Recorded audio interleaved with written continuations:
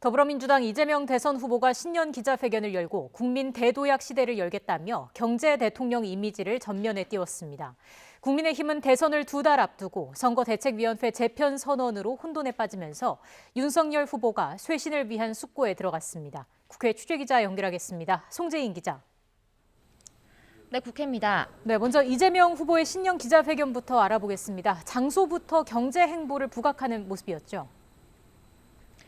네, 그렇습니다. 신년 들어 줄곧 경제 대통령 행보를 이어가는 이재명 후보, 기아차 광명 소화리 공장에서 신년 회견을 열었습니다. 국내 최초 종합자동차 공장으로 우리나라 자동차 산업의 명맥이 이어져 온 곳인데다 특히 고 김대중 전 대통령이 IMF 체제 공식 종결 하루 전 찾으며 국난 극복의 상징성을 갖고 있는 곳입니다.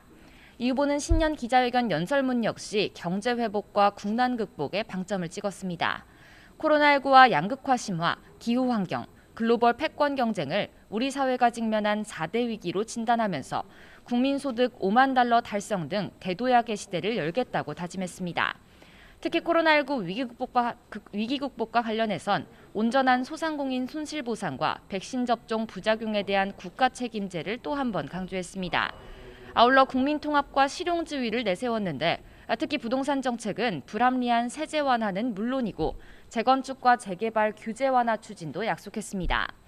세부 경제정책과 부동산 정책 등 강론에 해당하는 공약은 이르면 모레부터 차례대로 발표해서 국정 운영 구상을 완성해 간다는 계획입니다.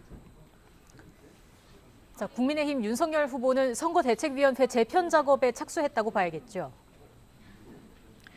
네, 다만 선대위 재편에 결정권을 쥐게 된 윤석열 후보는 선대위 회의 등이 열리는 당사로 출근하지는 않았고 자택에서 쇄신 작업 숙고에 들어갔습니다.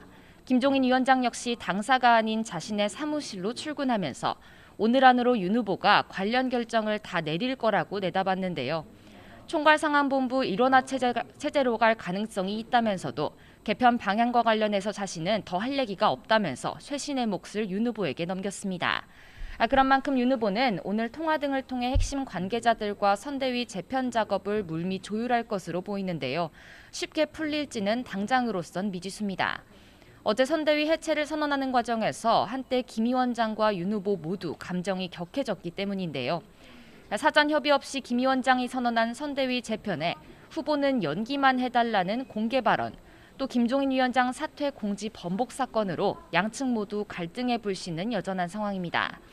여기에 김기현 원내대표를 비롯한 원내 지도부도 사퇴 번복 의사가 없음을 분명히 하면서 혼란은 가중되고 있습니다. 원내 지도부의 당직 일괄 사퇴는 곧 앞서 윤 후보와의 갈등으로 선대위 직책을 내려놓은 이준석 대표에 대한 사퇴 압박으로 풀이되기 때문입니다. 일부 의원들 역시 이 대표의 거취 문제와 관련해 의원총회 소집 등을 논의한 가운데 이 대표가 오후 간담회에서 관련 언급을 내놓을지 주목됩니다.